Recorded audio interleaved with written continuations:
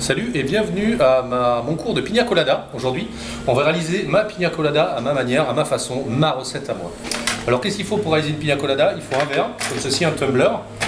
On va mettre de la glace, comme ceci. Voilà. Il vous faut un shaker. Alors dans le shaker, on y met de la glace aussi, jusqu'aux 3/4. Voilà. On va travailler dans la tête du shaker. Alors moi j'utilise de la purée de coco de chez Monin à hauteur d'1 centilitre. Comme ceci. C'est une purée qui est très ronde et parfumée, très sympa. Après derrière on a du sirop de pina colada de chez Monin aussi. Très bien.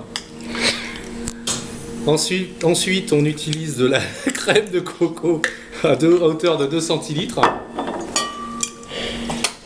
Du jus d'ananas de chez Caraïbos à hauteur de 5 centilitres. Et on finit avec un rhum martiniquais à hauteur de 4 centilitres. Voilà. On égoutte le shaker. On égoutte son verre aussi pour éviter qu'il y ait de l'eau au fond. C'est important. On verse le contenu de la tête dans le corps du shaker et là on shake 4 à 6 secondes. Comme ceci.